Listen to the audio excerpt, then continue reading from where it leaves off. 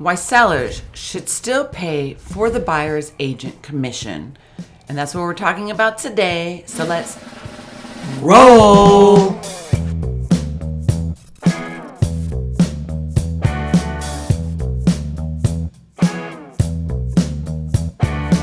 Hey everyone, welcome back to my YouTube channel. I'm Angela O'Hare, your favorite Las Vegas realtor. And I'm Angela's sidekick, Damian Barton. And show us some love. Make sure you hit that like and subscribe button. But we're going to talk about something that's very important, and we're going to discuss why sellers should still pay for the buyer's agent commission. The real estate is ever changing, and with the whole NAR lawsuit, there has been a lot of new policy changes.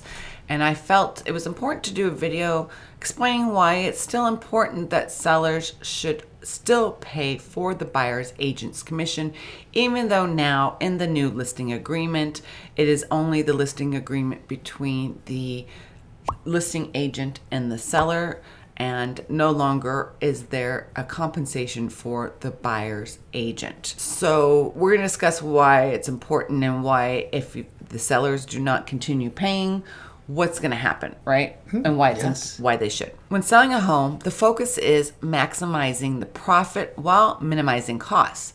However, one expense that sellers should think twice about cutting is the commission for the buyer's agent. Covering the buyer's agent's commission can offer significant benefits and can be a strategic move to ensure a smoother, faster sale. Here's why sellers should still pay with this option. And number one is streamlined transactions. Buyer's agents facilitate smoother transactions by handling negotiations, paperwork, and coordination. Their experience can expedite the closing process, which is beneficial for the seller.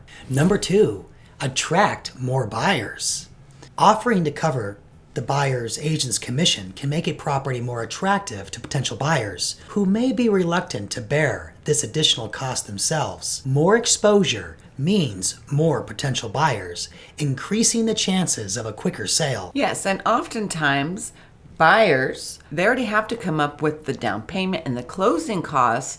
How are they now going to be able to afford to pay their buyer's agent? So what's going to happen is, and I say this in a lot of my videos, if the buyers are going to have to start paying their buyer's agents, then expect the sellers to get much lower offers, and they may be asking for other concessions like closing costs to assist the buyers so they can actually afford to pay their buyer's agent.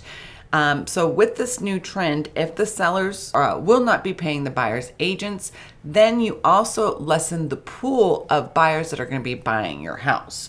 Now, these buyers, like your first-time home buyers, they don't have the funds to come up with paying the buyer's agent, etc. Now, that means you're going to have less buyers buying. Mm-hmm. Or not being represented at all. Right. And number three is higher offers, as we were just kind of alluding to, right? Buyers not burdened with the extra cost of the commission might be more willing to meet the asking price or engage in more flexible negotiations. Buyers are often willing to pay a bit more for a property when they know they won't have to come up with additional funds for their agent's commission. This can help you achieve a higher net sales price, people. So my advice to sellers is just keep on doing what you're doing. Although we can't disclose the commission, when the agent and the buyer make an offer, they will be offering now the commission percentage. I highly recommend considering offering concessions for the buyer's agent like it had been in the past. It's just a different way of proceeding. Yeah. Right? Mm-hmm. Number four, increase the pool of qualified buyers. Many buyers, especially first-time home buyers, have limited funds and are often stretched thin covering their down payment and closing costs. If they are also expecting to cover their agent's commission, it could price them out of your property. By taking this burden off their shoulders, you expand the pool of potential buyers, increasing the likelihood of receiving multiple offers.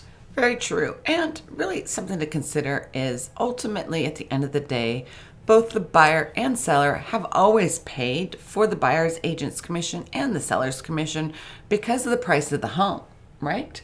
the just seller is being greedy and not netting as much, in my opinion. So if this happens where the sellers aren't willing to pay for the buyer's agent's commission like they had in the past, that means they're going to net less and they're going to get less in their price. End of story. And which leads us to number 5, maintain your asking price. When sellers cover the buyer's agent's commission, it can justify maintaining a firm asking price. Buyers are often willing to pay a bit more for a property when they know that they won't have to come up with additional funds for their agent's commission. This can help achieve a higher net sale price.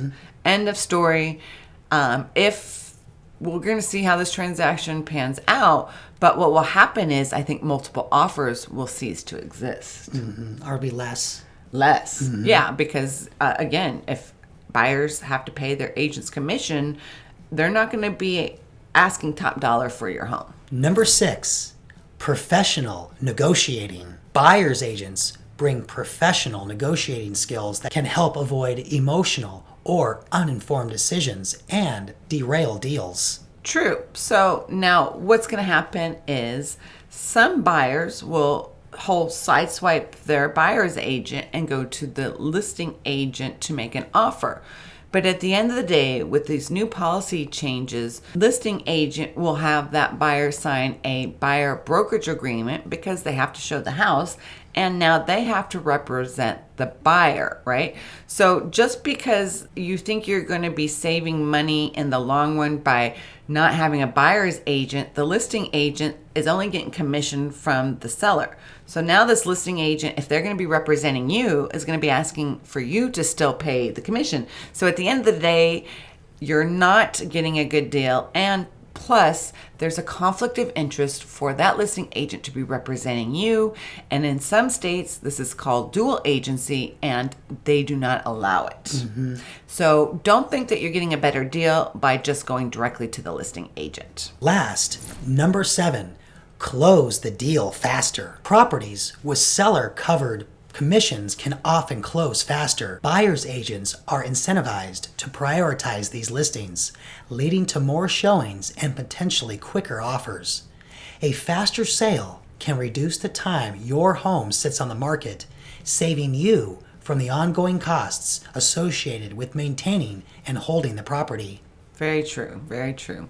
Again, at the end of the day, if we continue to how we continued in the past, the only difference would be, 1, we don't disclose it on the MLS, what the cooperating percentage is, and 2, we just do the contracts a little differently, right? We do the listing agreements a little differently, and we do the purchase agreements a little differently. But at the end of the day, if it continues to be where it had been for the last 2 or 3 decades, where the sellers continue to pay the buyer's agent's commission, then you will get top dollar for your house.